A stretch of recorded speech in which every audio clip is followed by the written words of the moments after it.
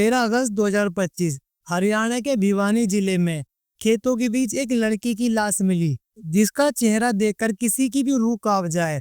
चेहरा पूरी तरह से डिकम्पोज हो चुका था, जैसे किसी ने उस पर एसिड डालकर जलाया हो। दोनों आंखें गायब थी और गल चुका चेहरा इस कदर बिगड़ चुका था कि पूरा जबड़ा बाहर नजर आ रहा था। गर्दन ऑलमोस्ट गायब, बस कुछ इंच खाल बची थी जो सिर को शरीर से जोड़ रही थी। लाश पर भिनभिनाती मक्खियां, खुला हुआ सलवार का नाड़ा, मानो उसके साथ बेरहमी से ब्रूटल रेप किया गया हो। और लाश से करीब 3-4 फुट दूर जमीन पर पड़ी चप्पल, जिसे देखकर साफ लग रहा था कि मनीषा ने आखिरी सांस तक अपनी जान बचाने की कोशिश की थी। लाश से इतनी ज्यादा भयानक बदबू आ रही थी कि वहां 1 मिनट खड़ा हो पाना भी मुश्किल हो गया। खबर फैलते ही गांव के लोग मौके पर जुटने लगे और देखते ही देखते भारी भीड़ इकट्ठा हो गई। फौरन पुलिस को इन्फॉर्म किया गया। कुछ ही देर में पुलिस की टीम मौके पर पहुंची और बॉडी को अपने कब्जे में लेकर जांच शुरू कर दी। सबसे पहले पुलिस ने आसपास के थानों से हाल ही में दर्ज मिसिंग कंप्लेंट की लिस्ट मंगवाई और उनमें से उन केसों को अलग किया जिनमें 15 से 25 साल की उम्र की कोई लड़की मिसिंग बताई गई हो। इस प्रोसेस में एक मिसिंग कंप्लेंट सामने आई। 12 अगस्त को लुहारू पुलिस स्टेशन भिवानी में संजय सिंह नाम के एक शख्स ने अपनी बेटी मनीषा की गुमशुदगी की रिपोर्ट दर्ज करवाई थी। पुलिस की तरफ से एएसआई शकुंतला ने संजय सिंह को कॉल किया और उन्हें बताया गया कि आइडियल कॉलेज से करीब 1 किलोमीटर दूर नहर के पास खेतों में एक अज्ञात लड़की की लाश मिली है, जिसकी शिनाख्त के लिए उन्हें मौके पर आना होगा। ये सुनकर संजय सिंह बिना किसी देरी के वहां पहुंचे, लेकिन जैसे ही उन्होंने लाश देखी, उनकी पूरी दुनिया उजड़ गई। उनके सामने उनकी बेटी मनीषा बेजान हालत में पड़ी थी, जिसकी हालत इतनी दर्दनाक थी कि कोई भी देखकर सहम जाए।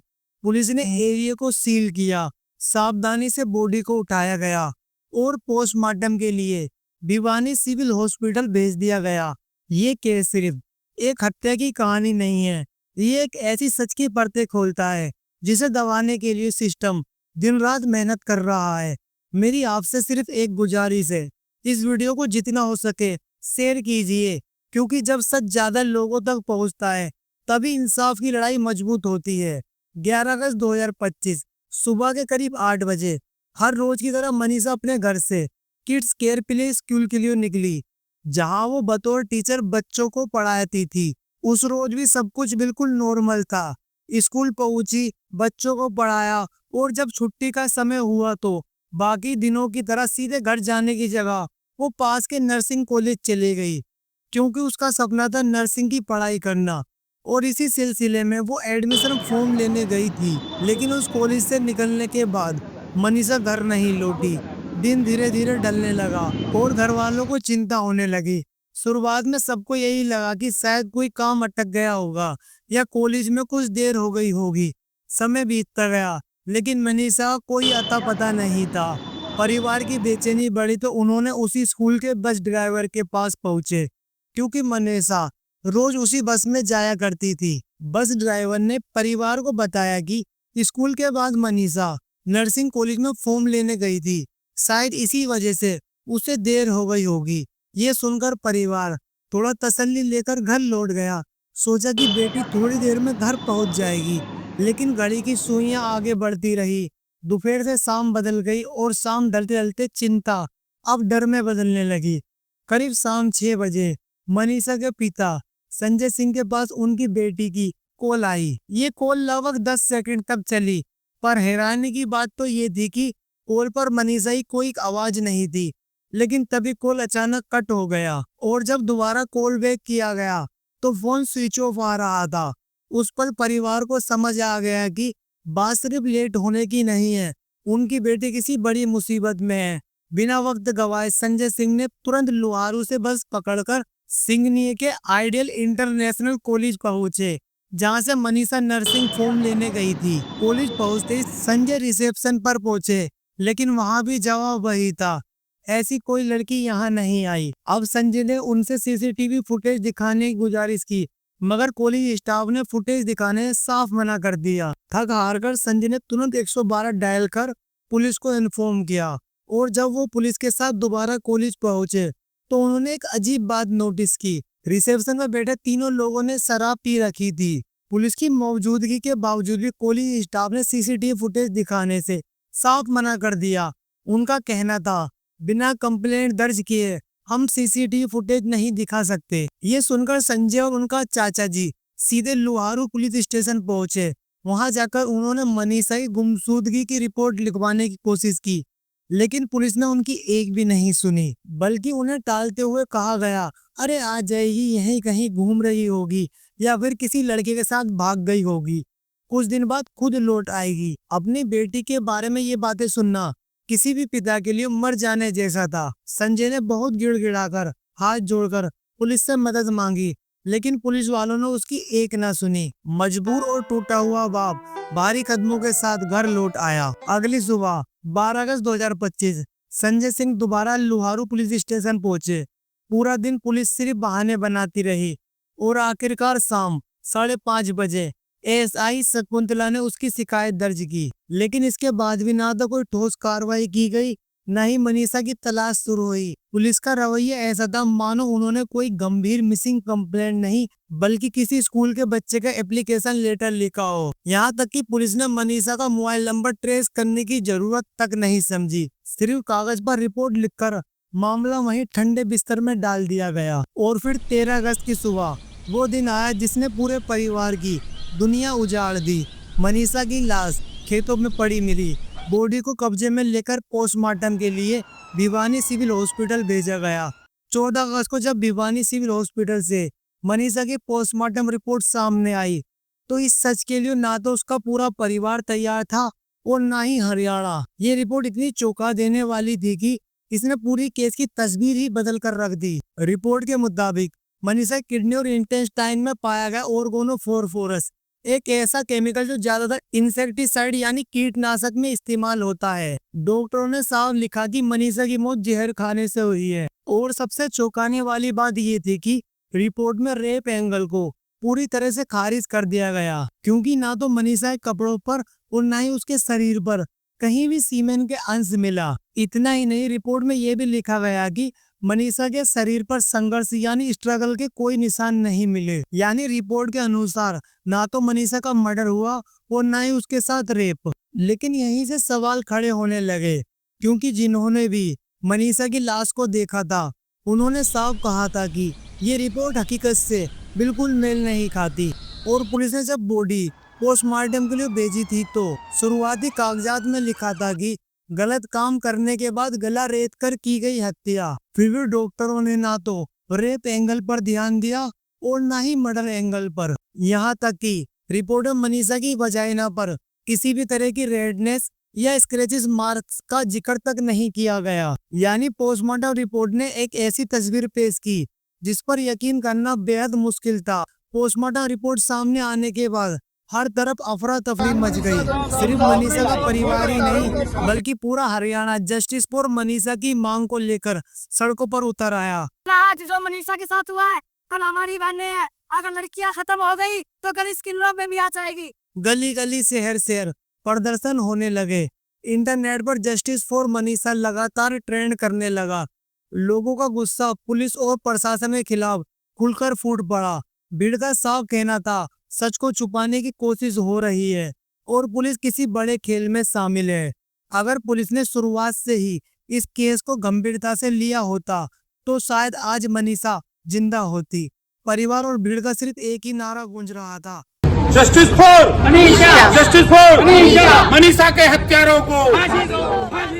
जनता के बढ़ते गुस्से को देखकर हरियाणा के मुख्यमंत्री नायब सिंह सैनी को खुद सामने आना पड़ा। उन्होंने सोशल मीडिया पर लिखा, भिवानी की हमारी बेटी मनीषा और उनके परिवार को न्याय दिलाने के लिए प्रदेश सरकार तथा पुलिस प्रशासन पूरी गंभीरता और पारदर्शिता के साथ काम कर रहे हैं। मैं स्वयं लगातार इस मामले की रिपोर्ट ले रहा हूं। सरकार ने हालात को काबू करने के लिए कुछ पुलिस अधिकारियों को तबादला किया गया। 5 पुलिस अधिकारियों को निलंबित यानी सस्पेंड कर दिया गया। इसी बीच बड़ा फैसला लेते हुए भिवानी के एसपी मनवीर सिंह का तबादला कर दिया गया। उनकी जगह सुमित कुमार को नया एसपी बनाया गया। और फिर 16 अगस्त को जब मनीषा की बॉडी को रोहतक पीजीआईएमएस भेजा गया तो सबको उम्मीद थी कि दूसरी पोस्टमार्टम रिपोर्ट सच सामने लाएगी, लेकिन हुआ उसका उल्टा। यह रिपोर्ट तो पहली रिपोर्ट से भी ज्यादा फ्रॉड निकली। PGIMS के मेडिकल स्टाफ ने गले के कट को लेकर चौंकाने वाले दावे किए। उनका कहना था कि मनीषा की गर्दन पर जो कट के निशान हैं वो इरेगुलर हैं और आशंका है कि ये किसी जंगली जानवर का काम हो सकता है। रिपोर्ट में वही पुरानी बातें दोहरा दी गई। जो जो जो हमारे पास अब तक की रिपोर्ट आई है उसमें पॉइजन आया है और उसमें कोई उसको इंजरी के मार्क नहीं आए। जो सेक्सुअल एरियाज में उसके जो थे वो कुछ भी नहीं आया। सीमेन नेगेटिव आया उसका।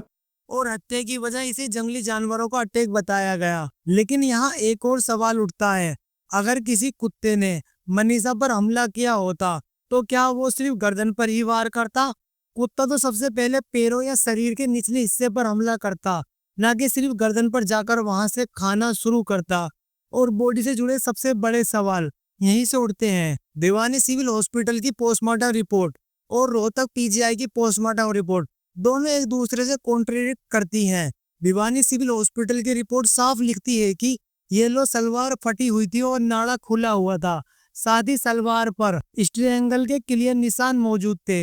इसका मतलब साफ है कि मनीषा ने खुद को बचाने की कोशिश की थी। लेकिन सरप्राइजिंग बात यह थी कि मनीषा के दोनों घुटनों पर गहरी चोट थी, जबकि सलवार उस हिस्से से एकदम क्लीन थी। अगर ये चोट कपड़े पहने होने के दौरान लगी होती तो सलवार पर भी जख्म के निशान या घिसाव साफ दिखते। इसका मतलब या तो सलवार डेथ के बाद पहनाई गई या फिर उससे पहले ही उतार ली गई। अब सवाल ये उठता है, क्या कोई लड़की खुले खेत में जहां आम लोगों का आना जाना होता है खुद अपने कपड़े उतार कर लेट जाएगी?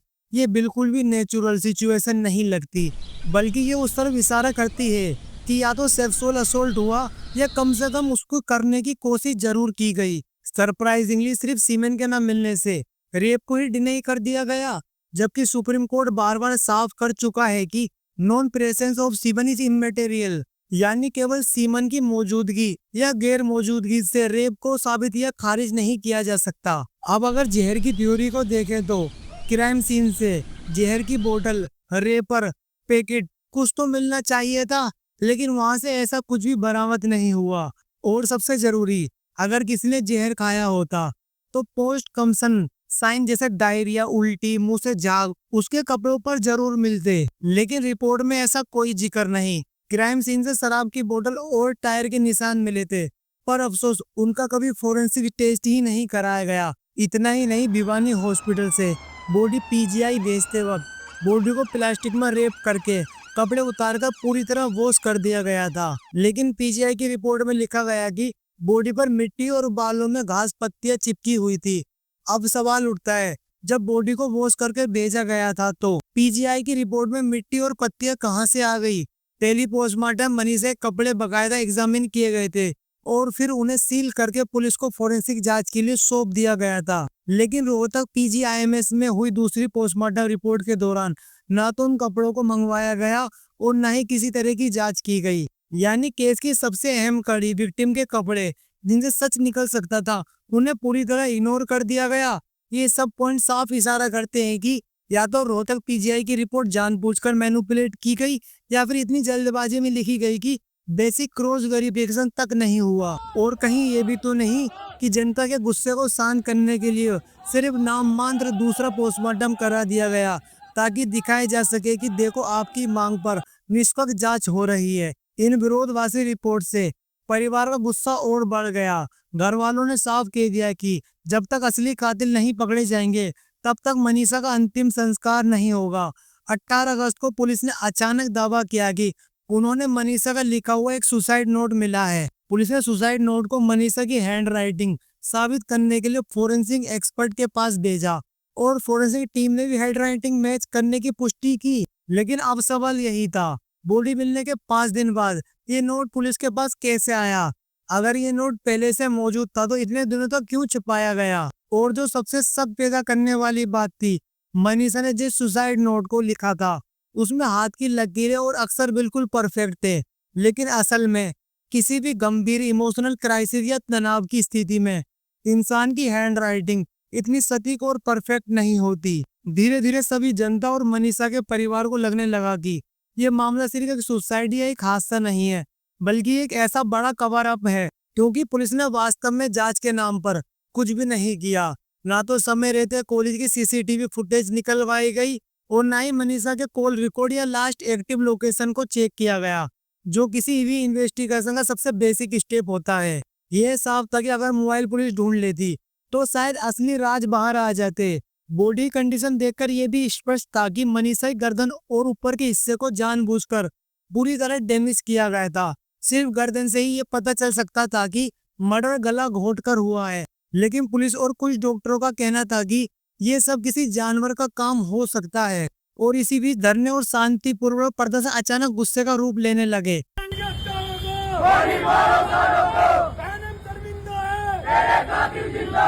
न्याय की मांग में उठी आवाज को शांत करने के लिए हरियाणा के मुख्यमंत्री नायब सिंह सैनी ने विधानसभा में कहा, बिल्कुल इंसाफ मिलेगा बेटी को, उसकी जांच चल रही है, जल्दी 1-2 दिन में क्लियर हो जाएगा।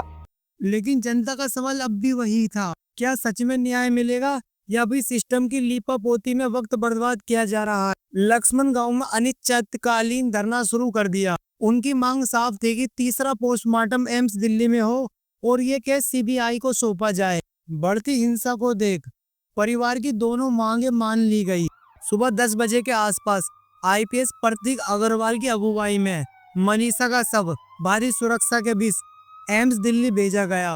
करीब 2 घंटे तक पोस्टमार्टम चला। शाम 6 बजे सब वापस भिवानी लौटा। इसके बाद ग्रामीणों और परिवार ने धरना समाप्त करने का ऐलान कर दिया। देखो अब ऐसा है, जो भी मतलब इन्होंने डिमांड रखी थी, जो भी रखा था, अपनी डिमांडें सारी पूरी हो चुकी हैं, सैंपल ले लिए गए हैं और मतलब जो भी अपना काम जो भी था वो अपना पूरा हो चुका है। ये हमारी हाथ जोड़ के ये प्रार्थना है भाई हमारी बिटिया का संस्कार हो जाना चाहिए। 21 अगस्त 2025 गुरुवार सुबह 8 बजे मनीषा का शव सीधे सिविल हॉस्पिटल से शमशान घाट ले जाया गया। गांव की मिट्टी आज अपनी बेटी को हमेशा के लिए खो रही थी। मनीषा का अंतिम संस्कार हुआ और उसके छोटे भाई 13 साल नितेश ने अपनी बहन को अंतिम विदाई दी। सारे गांव की आंखों में आंसू थे। लोग कह रहे थे हमारी बेटी के साथ अन्याय हुआ है और उसके कातिल अब भी खुलेआम घूम रहे हैं। पिता संजय सिंह रो रो कर बेसुध हो गए। उनकी हालत बिगड़ने पर उन्हें हॉस्पिटल ले जाना पड़ा। अंतिम संस्कार के दिन हालत काबू में रखने के लिए 24 घंटे के लिए इंटरनेट सेवाएं बंद कर दी गई। इसके बाद सीबीआई ने मोर्चा संभाल लिया। सीबीआई ने पुलिस से सारे केस फाइल और सबूत अपने कब्जे में ले लिए। WhatsApp chat, CCTV footage, forensic report और एम्स की भी तीसरी पोस्टमार्टम रिपोर्ट। अब पुलिस सिर्फ कागजी औपचारिकताओं पर सीमित थी। पूरी जांच अब सीबीआई के हाथों में चली गई थी। सीबीआई का कहना है कि एक जटिल मामला है जिसमें कई संदिग्ध सबूत हैं। हत्या, आत्महत्या और ऑनर किलिंग, तीनों एंगल से जांच की जा रही है। आमतौर पर ऐसे केसों में सीबीआई को 2 से 4 महीने का समय लगता है, लेकिन इस केस की जटिलता देखते हुए शायद सच सामने आने में और भी लंबा समय लग सकता है। सीबीआई जांच जारी है, लेकिन असली सवाल अब भी खड़ा है, क्या मनीषा को इंसाफ मिलेगा या फिर उसका नाम भी उन हजारों केसों की लिस्ट में जुड़ जाएगा जहां सच्चाई हमेशा के लिए धुंध में छिपी रह जाती है। कब तक इंसाफ के लिए सड़क पर उतरना पड़ेगा? मनीषा की कहानी कोई एक लड़की की कहानी नहीं है, ये समाज, सिस्टम और इंसाफ पर एक बड़ा सवाल है। और जब तक उस सवाल का जवाब नहीं मिलता, जस्टिस फॉर मनीषा की गूंज हमेशा सुनाई देती रहेगी।